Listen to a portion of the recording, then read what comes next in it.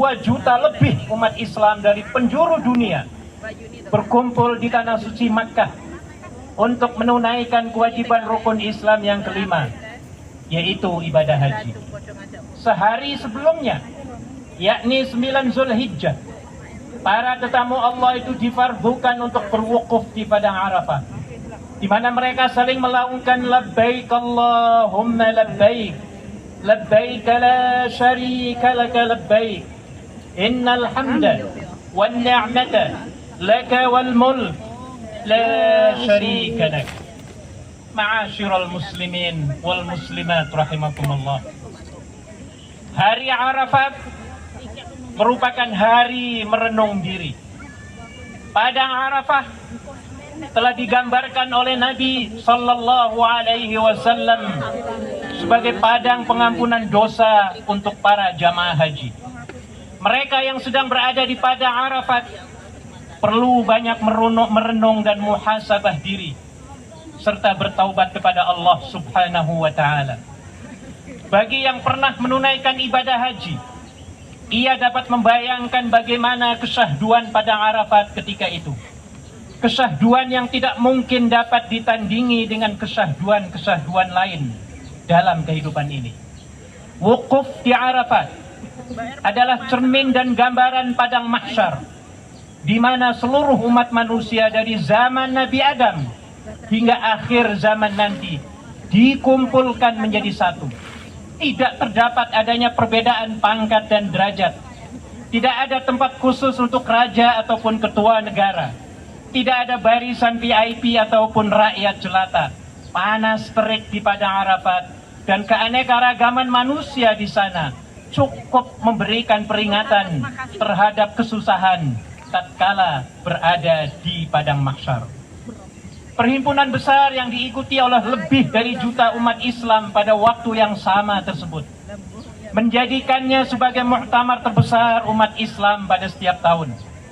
Perhimpunan di padang Arafat juga merupakan arena penyatu umat, di mana mereka bisa bertemu, berkenalan dan bertukar pikiran antara sesama mereka tanpa pandang warna kulit, bangsa dan kedudukan. Pada malam harinya, para jamaah haji mabit di Muzdalifah. Di tempat ini, para tetamu Allah yang berjalan dalam kegelapan malam menunaikan sholat sunnah 2 rakaat, bermunajat dan mengutip batu kerikil yang digunakan untuk melontar jumrah. Ibadah seperti ini dimaksudkan untuk mengingatkan kembali akan satu peristiwa besar Nabi Ibrahim alaihissalam, yang ketika itu diperintahkan Allah Subhanahu wa Ta'ala untuk menyembelih anaknya Ismail, dan beliau diganggu oleh syaitan-syaitan terkutuk. Lantas beliau melemparkan batu-batu itu kepada mereka. Ibadah melontar batu membayangkan tekad bulat jamaah haji untuk memerangi syaitan dan konco-konconya, serta bertekad untuk menghindarkan diri dari nafsu syahwat hayawani yang bergejolak dan selalu tetap beristiqamah pada agama Allah Subhanahu wa Ta'ala. Setelah menyelesaikan lontaran batu di Jumratul Aqabah, mereka meneruskan perjalanan mereka ke Masjidil Haram untuk menunaikan ibadah tawaf. Dalam menunaikan tawaf, manusia dapat berhubungan langsung dengan makhluk dalam alam tinggi berupa malaikat. Karena pada waktu itu juga mereka seolah-olah melakukan perbuatan yang sama sebagaimana para malaikat mengelilingi arsy Allah Subhanahu wa Ta'ala. Allah Subhanahu wa Ta'ala berfirman, "Dan kamu wahai Muhammad akan melihat malaikat melingkari di sekeliling arsy sambil bertasbih dan memuji Tuhannya, dan diberi keputusan di antara hamba-hamba Allah dengan adil." Ma'asyiral muslimin rahimakumullah. Tawaf juga melambangkan ketaatan mutlak kepada hukum Allah, sebagaimana makhluk Allah dalam sistem solar yang tidak pernah keluar dari perintah Allah dan senantiasa mengelilingi matahari di atas orbit yang ditentukan mengikuti putaran lawan arah jam, seperti yang dilakukan oleh jamaah haji. Setelah melakukan tawaf, jamaah haji segera menuju ke Bukit Safa dan Marwah untuk menunaikan ibadah sa'i. Ibadah sa'i melambangkan kekuatan dan kepulatan tekad seorang mukmin mukminah untuk memohon rahmat kepada Allah Subhanahu wa Ta'ala, sebagaimana kebulatan tekad Siti Hajar ketika berlari kecil untuk mencari air setelah simpanan yang ditinggalkan suaminya Ibrahim telah habis. Dengan adanya tekad bulat tersebut itulah Siti Hajar dan anaknya Ismail terselamat dari mati kehausan. Tahallul merupakan rentetan akhir ibadah haji yang harus dilaksanakan oleh setiap jamaah haji. Membuang atau menggunting rambut setelah sa'i melambangkan kebersihan diri hamba, terutama sekali setelah menunaikan ibadah haji, yang pada saat itu polusi udara tidak begitu menyehatkan. Adapun praktek ibadah kurban yang dilakukan umat Islam hingga kini pada dasarnya bersumber pada 3 aktor ternama, yaitu Nabi Ibrahim alaihissalam, istrinya Hajar, putranya Ismail alaihi salatu wassalam. Mereka menerima perintah yang amat berat dari Allah subhanahu wa ta'ala. Satu perintah Rabbani yang tidak pernah terjadi pada nabi-nabi sebelumnya maupun umat yang lain, yaitu perintah menyembelih anak sendiri. Akhirnya setelah Nabi Ibrahim alaihissalam dikaruniai putra yang sangat disayanginya, turunlah perintah Allah agar beliau menyembelih putranya Ismail. Akhirnya perintah itu dilaksanakan dengan penuh keikhlasan dan kepasrahan kepada Allah. Akan tetapi ketika Ismail akan disembelih, Allah menebus anak itu dengan seekor sembelihan yang sangat besar. Dengan kepasrahan beliau itu, Allah mengabadikan peristiwa itu dalam bentuk anjuran penyembelihan hewan kurban yang dikenal dengan istilah Hari Raya Kurban atau Hari Raya Idul Adha. Di balik peristiwa bersejarah ini ternyata menyimpan makna yang sangat agung, terutama sekali bagi warga muslim yang mampu untuk menyumbangkan sebagian dari kekayaan yang untuk menyembelih hewan kurban dan dibagi-bagikan kepada yang sangat memerlukan. Hal ini dilakukan demi terjalinnya solidaritas sosial antara mereka yang mampu dan mereka yang kurang beruntung. Adapun tentang keistimewaan berkurban, Nabi SAW bersabda, tidak ada satu amalan pun yang dilakukan oleh manusia pada hari raya kurban lebih dicintai oleh Allah subhanahu wa ta'ala selain dari menyembelih hewan kurban.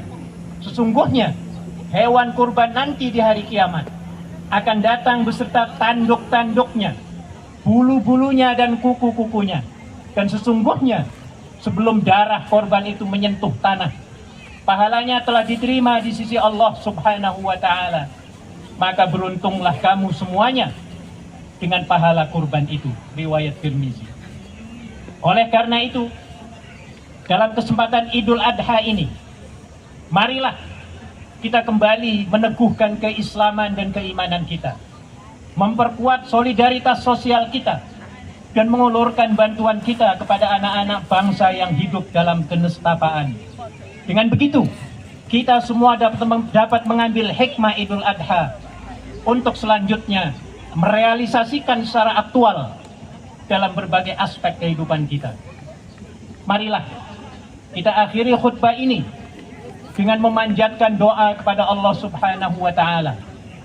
Ya Allah ya Karim, pada hari ini kami datang untuk menyatakan puji dan syukur kepadamu ya Allah, serta memohon ampun atas berbagai kesalahan yang kami perbuat.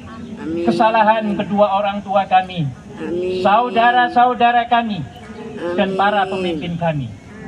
Ya Allah yang maha pengasih, pengasih dan penyayang, limpahkanlah rasa kasih sayang-Mu kepada kami, sehingga kami dapat mewujudkan persaudaraan di antara kami, dan menjauhkan sifat tamak, serakah, dan mementingkan diri sendiri. Dengan kasih sayang-Mu ya Allah, kami mendambakan terwujudnya masyarakat yang harmonis, saling percaya mempercayai, tolong menolong, saling menghargai, terbuka, bertanggung jawab, dan saling mencintai. Ya Allah ya Karim, sungguh banyak kesalahan dan kekhilafan yang telah kami perbuat, yang menyebabkan Engkau murka kepada kami. Ampuni ya Allah segala kesalahan dan kekhilafan kami ini, sehingga terbuka berbagai kemudahan bagi kami untuk menghadapi berbagai masalah yang kami hadapi. Ya Rahmanu ya Rahim, ampuni seluruh dosa dan kesalahan kami ya Allah. Dosa dan kesalahan yang besar maupun yang kecil.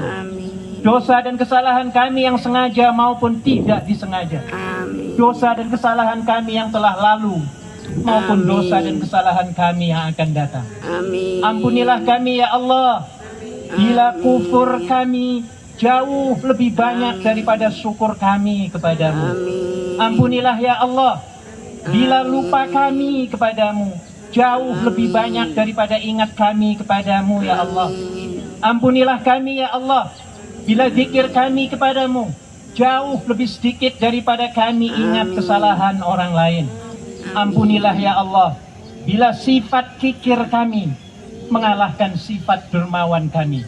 Ampunilah ya Allah, bila marah kami jauh lebih banyak daripada ramah kami. Ampunilah kami ya Allah, bila selama ini kami dalam menyembah kepadamu banyak ingin dilihat orang, bukan ingin dilihat Engkau. Ingin didengar orang, bukan ingin didengar Engkau. Ampunilah kami ya Allah, bila selama ini waktu yang Engkau berikan kepada kami hanya untuk kesibukan diri kami sendiri, sehingga sangat sedikit sekali waktu yang diperuntukkan untuk mengabdi kepadamu. Ampunilah ya Allah, bila selama ini kami lebih banyak tidur kami daripada tafakkur kami. Ampuni ya Allah, ampuni kedurhakaan kami kepada ibu bapak kami. Ampuni jika kami jarang tersenyum di depan mereka ya Allah. Ampuni jikalau kami jarang memuliakan mereka ya Allah. Berikan kesempatan kepada kami ya Allah untuk memuliakan mereka. Muliakan ibu bapak kami ya Allah. Ampuni dosa-dosa mereka ya Allah.